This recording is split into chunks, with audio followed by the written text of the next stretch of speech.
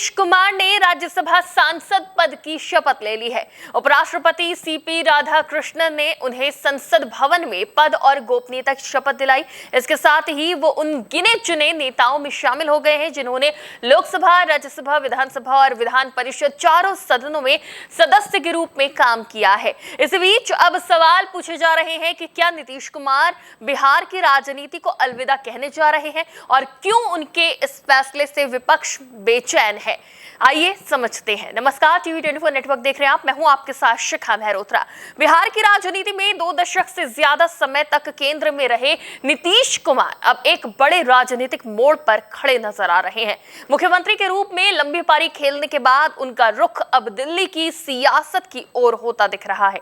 राज्यसभा सदस्य के रूप में उनकी वापसी को एक बड़े संकेत के तौर पर देखा जा रहा है। नीतीश कुमार ने साफ संकेत दे दिया है कि अब वो राष्ट्रीय राजनीति में सक्रिय भूमिका निभाना चाहते हैं। उन्होंने कहा कि अब वो दिल्ली में रहकर भी योगदान देना चाहते हैं। बता दें कि साल 2005 से बिहार की राजनीति लगभग पूरी तरह नीतीश कुमार के इर्द गिर्द घूमती रही है, लेकिन अब 21 साल बाद उनकी संसद में वापसी को विपक्ष अपने लिए बड़ा झटका मान रहा है।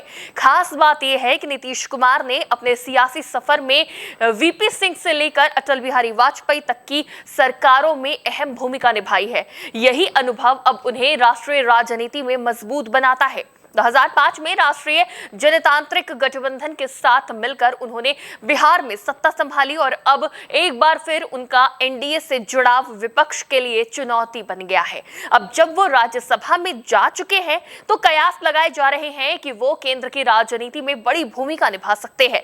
इस बीच प्रधानमंत्री नरेंद्र मोदी ने सोशल मीडिया पर पोस्ट कर नीतीश कुमार को बधाई दी। उन्होंने उन्हें देश के सबसे अनुभवी नेताओं में से एक बताते हुए उनके योगदान की सराहना की है। वहीं एनडीए के सहयोगी और केंद्रीय मंत्री जीतन राम मांझी ने भी प्रतिक्रिया देते हुए कहा कि बिहार आपको मिस करेगा।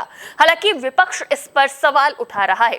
नेता प्रतिपक्ष तेजस्वी यादव ने तंज कसते हुए कहा कि नीतीश कुमार प्रधानमंत्री बन गए हैं जो इतना बड़ा प्रचार हो रहा है। उन्होंने आरोप लगाया कि यह फैसला दबाव में लिया गया है और बिहार की असली समस्याओं से ध्यान भटकाया जा रहा है। तेजस्वी यादव ने यह भी कहा कि चुनाव के बाद मुख्यमंत्री बदलने की बात पहले से तय थी और अब वही हो रहा है। उन्होंने कानून व्यवस्था, शिक्षा, स्वास्थ्य और महंगाई जैसे मुद्दों पर भी सरकार को घेरा।